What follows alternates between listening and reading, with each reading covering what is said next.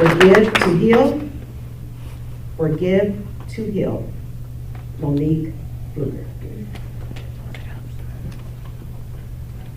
Madam Contest Chair, fellow Toastmaster members, and guests. I'm speaking to anyone in this room that has ever found themselves in a position that in order for you to get things right, whether it's with a family member, friend, or enemy, you had to forgive them. That's exactly what happened to me. I remember I was standing on my mother's front porch. I could see tall, beautiful palm trees, and the rose fragrance filled the air. Then I see this man walking towards me. And with each and every step that he took, I became nervous. Then I thought to myself, why am I so nervous when I know this man? But I recognized at that moment, not only would my life change, but also the life of this man as well. As I looked at this man, I started to think back to my grandfather, Oscar Fluger.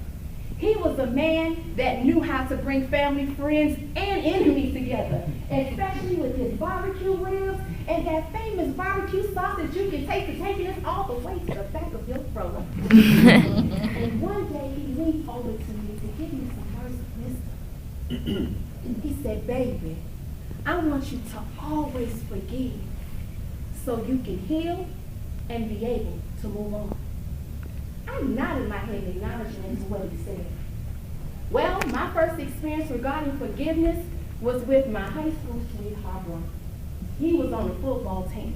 Now, no offense to the men in the room, but ladies, you know if he was on the football team, he had to have it together. He was tall, handsome, and had a nice physique. And we were together throughout our high school years until that day he broke my heart. So you know what I had to do. I left from his presence and I ran home, and my grandfather heard me come to the door. He said, baby, what's wrong? I said, Granddaddy, my boyfriend broke my heart. He said, what did you do? I said, I broke up with him. He said, good, because I didn't like the boy anyway. He said, but baby, remember what I always told you. Forgive so you can heal and you'll be able to move on. Believe me, there'll be a man to come into your life and put a smile on that beautiful face of you. My grandfather always had a way with words. Then I entered into the next journey of my life when I was accepted into Howard University. I was so excited, especially since my father told me he would be there with my mother and me to get me settled into school. However, when I stepped foot on campus, my life changed. Not only did I see students with their mothers, I also saw their fathers. My father did not show up. Now, this didn't bother my mother at all. She just put the super mother cape on and made things happen. But as for me, I was furious because I was tired of the years of broken promises. My mother, she got me settled into school, headed back to Miami, Florida. As for me, I called my grandfather. He said, baby, what's wrong with you now? I said, Granddaddy, my father did not show up. And I hate him.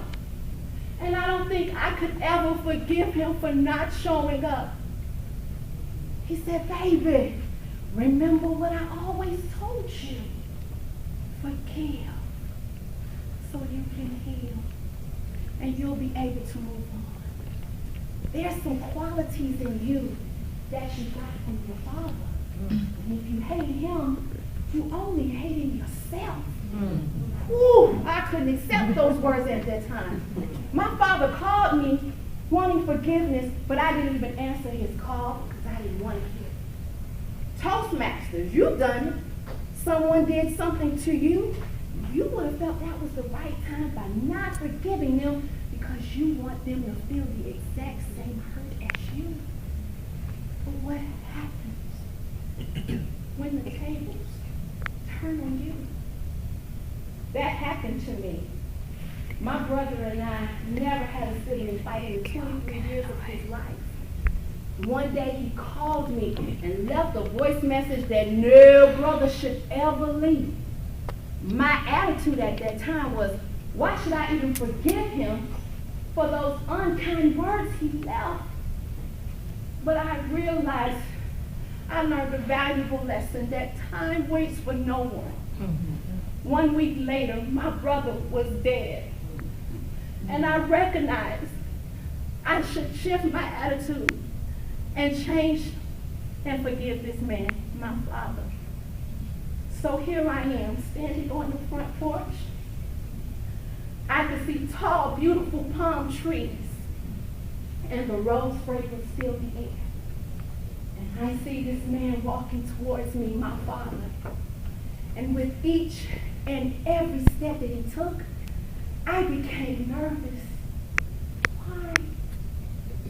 I recognized our lives were about to change.